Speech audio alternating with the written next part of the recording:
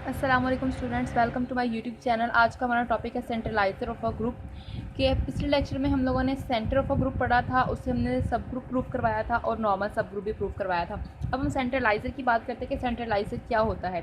जैसे कि अगर हमारे पास एक ग्रुप जी है, एक ग्रुप जी है किसी भी बाइनरी ऑपरेशन के रिस्पेक्ट से, और एच जो है ये कोई इसका नॉन एम्पटी सबसेट है, यानी एच जो है वो जी का कोई नॉन एम्पटी सबसेट है। तो अगर हमने इस एच का सेंट्रलाइजर इस ग्रुप में निकालना हो तो कैसे फाइंड आउट करेंगे, यानी सेंट्रलाइजर ऑफ एच इन जी अगर हमें निकालना हो तो हम इस तरह से फाइंड करेंगे। इसके अंदर जी के वो एलिमेंट्स आएंगे, जी के वो एलिमेंट्स आएंगे सच डैट जो इस एच के हर एलिमेंट के साथ कम्यूट करते होंगे, यानी एक्स एच इक्वल होगा एच एक्स के for all h belongs to h. समझ में आई बात आप लोगों को? जब हमने सेंटर की बात की थी उसका कंपैरिजन इसके साथ मैं करवा देती हूँ। यहाँ पर था जी, यहाँ पर है एच। यहाँ हम पूरे ग्रुप की बात करते थे, यानी हम यहाँ पर वो सारे एलिमेंट्स लिखते थे जी के जो इसके साथ कम्यूट करते थे, यानी एक्स जी लिख लें, ये एक्स ए इक्वल है ए एक्स के for all X belongs to G. यानी हम ये बात करते थे सेंटर ऑफ अ ग्रुप में कि हमारे पास यहाँ पर जी के वो सारे एलिमेंट्स आएंगे जो जी के सारे एलिमेंट्स के साथ कम्यूट करते हैं, यानी यहाँ पर वो एलिमेंट्स आते थे जो जी के हर एलिमेंट के साथ कम्यूट करते थे। यहाँ पर अब जी की जगह पर आ गया है उसका एक सबसेट, यहाँ पर जी के वो एलिमेंट आएंगे जो इस सबसेट के साथ कम्यूट करते होंगे। ठीक है, अब आपके माइंड में सवाल आ रहा होगा कि ये सबसेट खुद इटसेल्फ जी भी तो हो सकता है, यानी अगर ये एच जो है ये इम्प्रॉपर सबसेट होता है जी के, यानी कि अगर एच जी के ही इक्वल हो जाए, तब अगर एच जी के ही इक्वल हो जाए इसका मतलब कि सेंटर होगा जो एच का वो इक्वल हो जाएगा सेंटर ऑफ जी के, क्योंकि अगर ये एच की जगह पूरा जी आ गया तो जाहिर सी बात है यहाँ पर वही एलिमेंट्स आएंगे जो पूरे जी के साथ कम्यूट करते होंगे। ठीक हो गया बात समझ में आप लोगों को कि एच यहाँ पर कोई नॉन एम्पटी सेट जी का है, सबसेट है जी का। अगर इसका सेंट्रलाइजर एच का जी में निकालना हो तो इसमें जी के वो एलिमेंट्स आएंगे जो इस एच के हर एलिमेंट के साथ कम्यूट करते होंगे। और सेंटर में हमने ये बात पढ़ी थी कि यहाँ जी के वो एलिमेंट्स आते थे तो जी के सारे एलिमेंट्स के साथ कम्यूट कर सकते हो। ठीक है, अब हम यहाँ पर एग्जाम्पल्स करते हैं, इससे रिलेटेड एग्जाम्पल करते हैं जी। ग्रुप ले लेते हैं हम जी D4 1 R square R cube S R square and SR cube. Dihedral group को हम डिटेल से डिस्कस कर चुके हैं, उसमें हमने इसका कंप्लीट स्ट्रक्चर D6 तक डिस्कस किया था। इसके एलिमेंट्स का आपको पता होगा कि हम कैसे लिखते हैं। तो अब ये D4 है, अब हम एक सबसेट लेते हैं H जो इसका सबसेट होगा। ठीक है, वो ले लिया हमने 1 R एंड R स्क्वायर, ये हमने इसका एक सबसेट ले लिया। ठीक है, अब हमने चेक करना है कि सेंटर जो है H का G में वो क्या होगा। अब देखें ये सबसेट है, सब ग्रुप की बात नहीं हो रही, G ग्रुप का हम कोई सब सेट ले रहे हैं। अब हमने सेंट्रलाइजर फाइंड करना है H का, तो H का G में सेंट्रलाइजर क्या होगा, तो इसमें वो एलिमेंट्स आएंगे G के such that x h equal होगा एच एक्स के फॉर ऑल एच बिलोंग करता होगा H को, यानी यहाँ पर G के वो एलिमेंट्स आएंगे, इस G के वो एलिमेंट्स इसमें आएंगे जो इस सेट के हर एलिमेंट के साथ कम्यूट करते हो। समझ में ही बात? अब चलें चेक करना स्टार्ट करते हैं। अगर हम 1 को चेक करें कि वो H के साथ कम्यूट करता है कि नहीं, आइडेंटिटी एलिमेंट है, 1 H करो या H1 करो आंसर H ही आना है। इसका मतलब इसके सेंट्रलाइजर में जो एलिमेंट्स आने हैं हम यहाँ पर लिखते जाते हैं, 1 आएगा इसके अंदर। उसके बाद अगला एलिमेंट G का उठाते हैं R को H से ऑपरेट करवाएं या H को R से ऑपरेट करवाएं तो आंसर देखते हैं ठीक आता है कि नहीं, सेम आता है कि नहीं। R को H से ऑपरेट करवाएं तो H है हमारे पास 1 R एंड R स्क्वायर, यहाँ पर H लिख लेते हैं 1 R एंड R स्क्वायर को R से करवाना है। R से करवाएंगे तो ये आता है R स्क्वायर R क्यूब, यहाँ से अगर करवाएंगे तो R cube R square and R, दोनों का आंसर इक्वल आ रहा है। इसका मतलब R जो है वो इस सबसेट के साथ कम्यूट करता है तो इसके सेंट्रलाइजर में R भी आ जाएगा। इसी तरह से अगर हम R स्क्वायर को चेक करते हैं तो R square 1 R square equal आ जाएगा R square R cube R4 किसके इक्वल है, आइडेंटिटी के। इसी तरह से अगर हम इसको राइट से अप्लाई करते हैं तो ये आ जाएगा R square r cube and 1। दोनों का आंसर इक्वल आया स्टूडेंट्स, दोनों का आंसर सेम आया। इसका मतलब आर स्क्वायर जो है वो भी इसके सेंटर का एलिमेंट होगा। इसी तरह से R3 भी इसके सेंटर का एलिमेंट आएगा। अब हम सेंट्रलाइजर का अब S की बात करते हैं। अगर हम S को करते हैं इसके लेफ़्ट से मल्टीप्लाई तो इसका आंसर क्या आएगा, और अगर राइट से करते हैं तो क्या आएगा। तो दोनों तरह से हमने देखना है। तो देखते हैं जी, S को जब हमने किया तो S आया SR एंड SR स्क्वायर। ठीक है, जब हमने इसको राइट से अप्लाई किया तो S आया, यहाँ पर आ जाएगा RS R स्क्वायर S। अब देखें यहाँ पर आ रहा है S, RS को हम क्या लिखेंगे, RS किसके इक्वल होता है, SR इन्वर्स के ना। हम लोगों ने डायहेड्रल ग्रुप को डिटेल से डिस्कस किया हुआ है।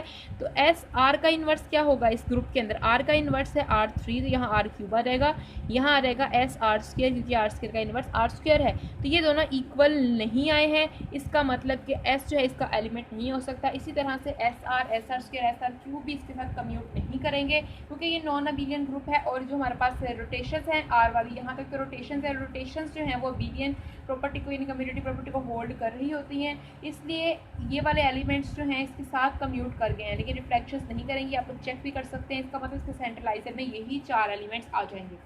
समझ आइए आप लोगों को यहाँ तक, ये हमारे पास आया। अब हम और एग्जांपल करते हैं इससे रिलेटेड, एग्जांपल्स करते हैं फिर आपको ज़्यादा अच्छे से समझ में आएगी।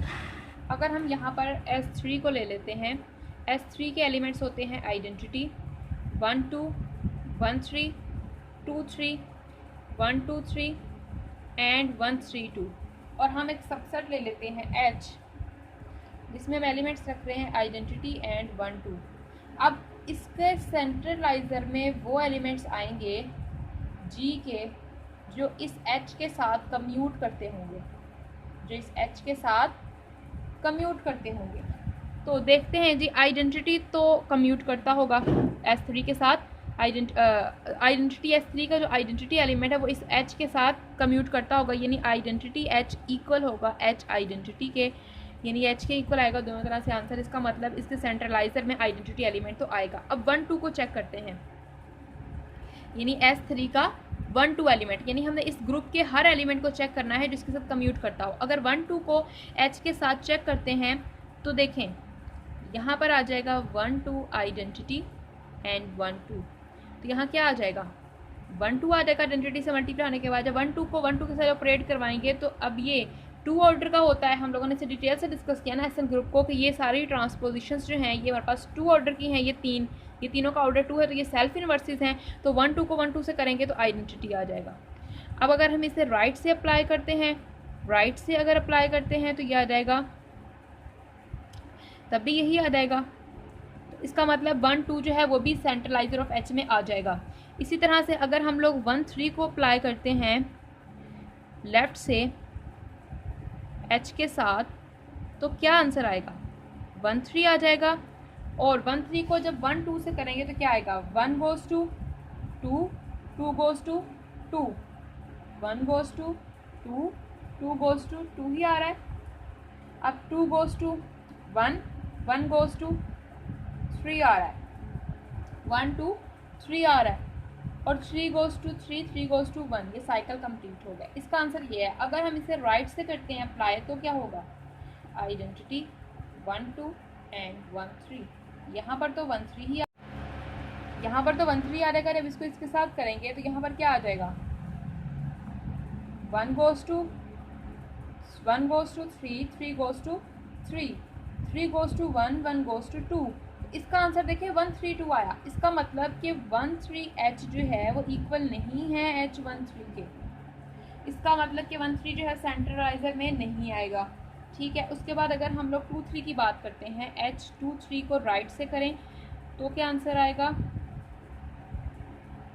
2 3 को जब अप्लाई करेंगे तो क्या आ जाएगा 2 3, और यहाँ पे क्या आएगा 1 goes to 1 1 goes to 2 2 goes to 3 and 3 goes to 3। ये हम किस तरह से ऑपरेट करवा रहे हैं ये हम सारा SN में डिस्कस कर चुके हैं। 2 3 H से करवाएंगे तो क्या आ जाएगा, आइडेंटिटी 1 2। इसको जब हम लेफ़्ट से करवाएंगे तो आंसर आ जाएगा 2 3 2 3 को जब 1 2 के साथ करवाएंगे तो 1 goes to 2 2 goes to 3 3 goes to 3 3 goes to 2। इसका आंसर भी देखें इक्वल नहीं आ रहा है, यहाँ 1 2 3 है, यहाँ 1 3 2 है। इसका मतलब कि 1 2 3 जो है ये भी सेंटर का एलिमेंट नहीं होगा, यानी 1 2 3 जो है ये सेंट्रलाइजर ऑफ एच का एलिमेंट नहीं होगा। इसी तरह से अगर हम 1 2 3 को चेक करना चाहें, यानी कि अगर हम 1 2 3 को चेक करना चाहें, 1 2 3 को अगर हम लेफ़्ट से अप्लाई करते हैं एच के साथ, 1 2 3 को एच के साथ करते हैं आइडेंटिटी 1 2, तो ये आ जाएगा 1 2 3, और 1 goes to 2, 2 goes to 3, 3 goes to 3, 3 goes to 1। तो इसका आंसर ये आ रहा है हमारे पास। अगर हम इसको राइट से करते हैं तो इसका आंसर क्या आ जाएगा, आइडेंटिटी 1 2 1 2 3, तो इसका आंसर आ जाएगा 1 2 3, 1 goes to 2, 2 goes to 1, 2 goes to 3, 3 goes to 3। इसका आंसर ये रहा, दोनों का आंसर सेम नहीं आ रहा है, इसका मतलब 1 2 3 भी सेंट्रलाइजर में नहीं आएगा। इसी तरह 1 3 2 भी नहीं आएगा। तो सेंट्रलाइजर ऑफ एच में कौन कौन से एलिमेंट्स आ गए, एक तो आइडेंटिटी आया, दूसरा 1 2 आया, ये दो एलिमेंट सेंट्रलाइजर ऑफ एच में आए, यानी यही दो जी के एलिमेंट्स हैं जो इस एच के साथ कम्यूट कर रहे हैं। इसके अलावा और जी का हमें कोई भी ऐसा एलिमेंट नहीं मिला जो इस एच के साथ कम्यूट कर रहा हो। ठीक है स्टूडेंट्स, यहाँ तक आप लोग को समझ में आई। अब हम एक और एग्जाम्पल कर लेते हैं, एक और एग्जाम्पल ले लेते हैं इसी से रिलेटेड।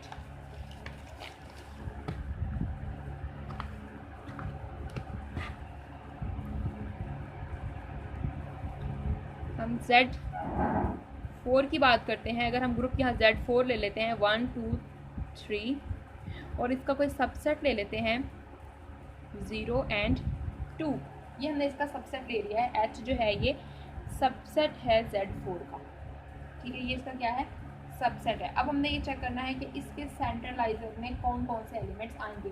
तो अब हमें क्या है सेंट्रलाइजर की डेफिनेशन, कि इसमें G के वो एलिमेंट्स आएंगे such that x h equal होगा एच एक्स के, यानी जो H के हर एलिमेंट के साथ, यानी सबसेट के हर एलिमेंट के साथ कम्यूट करते होंगे। अगर हम यहाँ पर 0 को देखें तो 0 जो है वो बिलोंग करता है Z4 को, और 0 आइडेंटिटी है, तो 0 प्लस H, क्योंकि यहाँ बाइनरी ऑपरेशन प्लस है तो हम प्लस करेंगे, H प्लस 0 कर लो, आंसर H ही आने वाला है। इसी तरह से अगर हम लोग यहाँ पर इसका 1 एलिमेंट लेते हैं तो 1 प्लस H करते हैं तो क्या आंसर आएगा, 1 प्लस 0 करेंगे तो 1 आ जाएगा, 1 प्लस 2 करेंगे तो 3 आ जाएगा। अगर इसको राइट से करते हैं तो क्या आएगा, तो भी यहाँ 1 और 3 आ जाएगा, इसका मतलब 1 इसके सेंट्रलाइजर में आ जाएगा। इसी तरह से अगर हम लोग यहाँ पर 2 की बात करते हैं, 2 प्लस H करेंगे तो आंसर आएगा 2, और 2 प्लस 2 4, 4 पे क्या मिलती है 0, रिमाइंडर 0 आ जाता है। इसी तरह अगर राइट से करेंगे तो भी यही आंसर आने वाला है, 2 और 0। अगर 3 से करते हैं, 3 प्लस H करेंगे तो 3 आ जाएगा, 3 प्लस 2 5, रिमाइंडर आ जाएगा 1। इसी तरह अगर हम इसे राइट से करते हैं तो भी यही आंसर आएगा 3 और 1। इसका मतलब कि इसके सारे एलिमेंट Z4 के सारे एलिमेंट H के साथ कम्यूट कर रहे हैं। इसका मतलब सेंट्रलाइजर ऑफ H के अंदर जो एलिमेंट्स आएंगे वो सारा ही पूरे का पूरा Z4 ही आ जाएगा। समझ में आप लोगों को कि सेंटर ऑफ H में पूरे का पूरा Z4 ही हमारे पास आ जाएगा। तो अब यहाँ पर ये चीज़ आ गई। इसके बाद अगर मैंने आपको ये भी बता दिया कि अगर H जो है वो इक्वल G के ही आ जाए तो सेंट्रलाइजर ऑफ H जो, ये चीज़ हमने सारी देख ली थी स्टूडेंट्स।